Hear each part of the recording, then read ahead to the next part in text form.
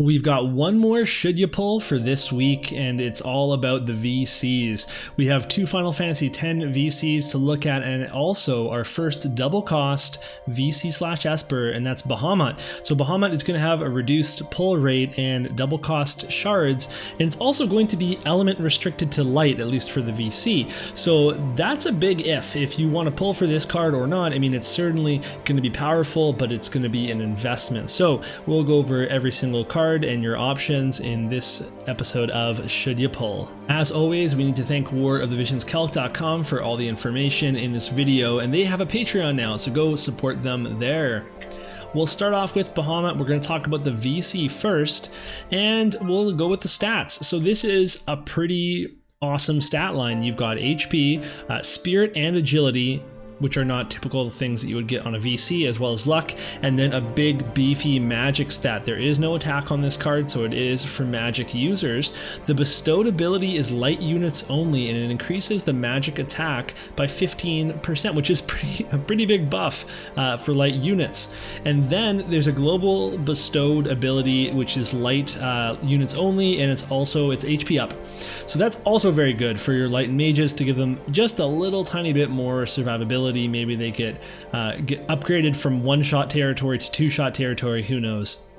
And then for the party ability, you get 50% magic, and then you also get 8% agility. So you get a Ramu, plus you get agility for all of your light units, which is just insane. So if you have a light magic party, this is just a huge buff for them. You don't have to use the Ramu card, and you get a much better bestowed ability. You get better stats all around, and you get a ton of agility, just not just the person that's holding the card, but also everybody gets some agility as well.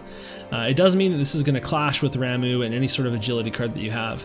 And then finally, we've got a level 99 buff, which has been confirmed, which is increased attack resistance 20% for light allies, and this is your single target attack resistance. So now we've got an Odin. If you play a mono light team, equipping this card means that you automatically get Ramu max level and Odin max level for your party buffs. It's like you're equipping an extra VC without it actually being there. That's pretty insane. As soon as you have light units mixed with other units, you do have a drop off there, because all of a sudden 1 to 2 other units are not getting any magic, they're not getting any agility, and they're not getting any attack resistance. So there's the drop off in that if you want to get the most out of these cards, you have to put them into a mono element party. So next we're going to look at some comparisons, and as I said, Odin and Ramu are the 2 closest things I can think of, in that these are the party abilities you're going to get from this card, but only for light units. So if you use these cards a lot, like I use Odin a lot, we all do because it was free with the guild medals, then you're not going to use Odin in the party that you use Bahamut in. Not necessarily, it depends on what the composition is, but it does clash with these cards. So if these are like your 2 maxed vision cards, then that's kind of a shame that those would clash. Okay, for the Esper, again, it's magic based, so you get some magic stats here. You get some immobilize resistance, which is totally random, and otherwise where's the agility? Right there, 19 agility is super high. It's a really good Esper that way. It is non-elemental, so it's going to take extra Magicite to level it up, and it's not going to give you any elemental advantage or elemental disadvantage. The evocation spell is great. It's a high potency, 100% hit attack, and then it has just an increased buff for your attack and your magic. It's got a good AoE there. It hits twice. It's a non-elemental magic. Like it's a really good evoke, and he actually gets a ton of evocation on his board, so you could really power this up if you wanted to. And evocation charges faster now, so it's not actually like a foregone conclusion that you could use this in all sorts of content. So definitely something to consider, although I doubt we're going to be able to spare any SP for the evocation nodes on his board. Speaking of which, we've got his board here, and I'm going to highlight a few things. So it's a bigger board. He can upgrade to like a higher level than our other Espers, and he gets the 15 magic attack up, the 25 human killer. So he's like Odin, but for magic. I mean, that works for anybody, but he is like the magic Esper compared to Odin, the physical Esper. You also can get 15 magic resist, you can get 25 magic up, and then there's evocation damage plus 19. And you can see there's other stuff there too, your typical things that you have, plus some strike resist, which is always good to have, but again, not the reason that you're likely going to be using Bahamut to get your strike resist. Next up is a Place Unknown, which is a free handout MR for everybody, but it's also a very specific card. So we'll take a look at the stats. It's an MR card, it's got MR stats. It does have some luck, which is kind of nice. The bestowed ability is water units only, and it gives them 12% agility, so it's a nice little bestowed. That's great to get some agility. The party ability gives you missile resist 15%, so it's the same as cleansing the mind, and then you also get some dexterity, and dexterity is great because it affects your critical rate, it affects your chance to hit, and it affects damage on some units, so that's always good too. And then the level 99 buff, which has been confirmed, is the increased accuracy 18 for water allies, which is always good to be able to stack accuracy from somewhere. So if you're going to use this in a mono water team, it can be your not only a missile resist card, but it's also your accuracy card, and that's where the value lies, is in the mono water parties. If you look at some comparisons, well, we've got Mask of Deceit, gives you 20 missile resist, and then Cleansing the Mind also gives you 15. They're very comparable except for the awesome ability, the bestowed ability on the water card. And if you're not running mono water, then you might not max it, although if the shards are free, then you can go ahead and max it. Next up is Suteki Danae. Hopefully I said that correctly, and it's got some pretty good stats here. We've got a high amount of attack, some HP, and then Dex, and Dex will help you hit. It's going to help you crit, and who likes to crit? Well, it's Tidus. So this is a water units only card, obviously meant for him. And when you take a look at the bestowed ability, it's going to give him 50% attack. So he already has a high attack, it's going to boost it even further. And if you wanted any more indication that this card is for him, well, it's got a global exclusive bestowed ability for Tidus only, defense piercing and accuracy up. Though the accuracy, that's always fantastic. You want that for sure. The defense penetration is exactly what he needed to go to the next level. If you watched my Should You Build Tidus video, you'll notice that he doesn't quite compare in terms of defense penetration and total stacking of attack compared to people like Oron and some of the other EX jobs. Well, with 50% attack on the bestowed and then this defense penetration, he's going to have exactly what these other guys have in terms of just raw power, and he's going to be dealing even more damage. So this is a really huge card. If you want to push Tidus as an attacker, you're definitely going to want to pull for this card.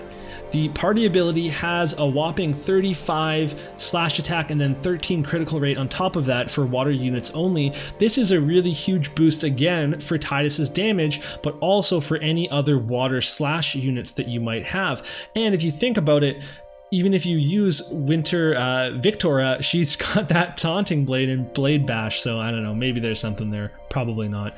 And then for the level 99 team buff, you're going to get increased HP 25%. That's a really nice buff to just have for anybody. Again, any little bit of HP can really make the difference between you surviving 2 attacks, 3 attacks, whatever it is, depending on where that cutoff is. So for Tidus, where he might be tanking or taking hate, this is really good for him, but even for your other units, extra HP is just going to come in handy.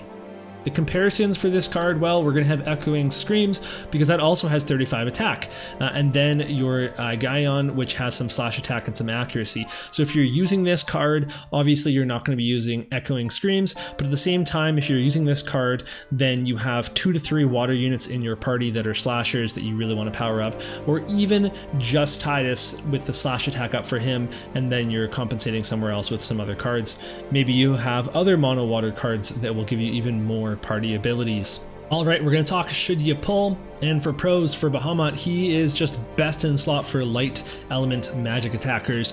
He gives a ton of agility with his VC on the actual card and on the party ability. He has level 99 attack resist, it's incredible. You equip him in a light party, you get an Odin as well in your cart, click ship, free shipping, whatever it is, and you have it, it's there.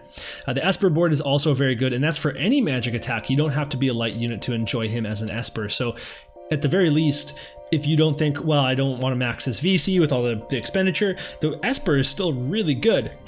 And then cons, it's really not really, it's kind of like There's nothing wrong with him, but he is very specific. So if you are never going to touch a light unit, you don't have any light units, then yeah, you might not pull for him. And also, if you're free to play and you're thinking double cost, hard to pull, then again, you might not pull for him. You might just try to get him eventually in the long run and then kind of work on him from there.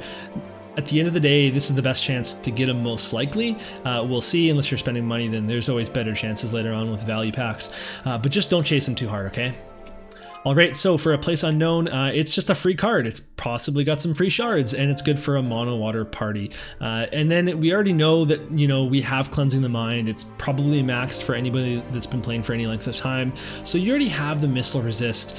If you get this, it's for a mono water party, and even in a mono water party with the MR stats, who knows if you're going to use it. You might use it in things like class match. You might use it for the accuracy. Who knows? If it's free, build it. If it's not, then only if you have mono water. If it's free, there's literally no downside. You don't have to build it right now. You can just collect everything that you need for it and build it whenever you're ready for it. And then finally for Suteki Danae, it has just so much upside for Tidus. It's got the, any physical water damage dealer, any physical water damage slasher, and then the attack up it's an Ifrit on an attack up. Like it's almost a self-sacrifice on a bestowed ability without the downside of all the resistance decreases. It's a really strong card. The one thing I have to mention, there's no magic stat, so Ildira doesn't want it. It's water only. The slash attack is going to clash up. Slash attack up is going to clash with so many MR and UR cards. It's insane. So I really think that this is like a hard pull if you've got your mindset on a mono water party, but if you don't, then you have some leeway to maybe not go for this. If you want to use Tidus as a support, as a tank, then you might not pull for this. But if you want to make him like a staple of your account in PvP and push him to his furthest limits for DPS, then this is a card that you have to get, because 20 more defense penetration is a big deal. Okay, so for the summary here, we're gonna say go ahead and pull for Bahamut. And again, if you have no light, you don't want light, you're free to play, whatever, you make your own decisions. But he is a good card. I'm gonna tell you that, so you should pull for him if those conditions are applicable. And then for these cards, they're really situational, and I think just like because they're water only and they're limited, I really don't know that you're gonna pull for the UR or that you're gonna build the MR if the shards are not free. But if they are, then go for it. And then otherwise, at the end of the day, make your own assessment for your own account. That's gonna become more important than ever before, because we're having all these mono element abilities now. So all of a sudden, some card might be the best card for Johnny War of the Visions because he has a wind team, and this is the wind card. And for everybody else, it's not going to be good. And that's where you have to kind of make your own decisions and come up with your own plan for your account. But hopefully, I provide you with the information you need to make that an easier decision. And with that, we're going to get out of here. So thank you so much for watching.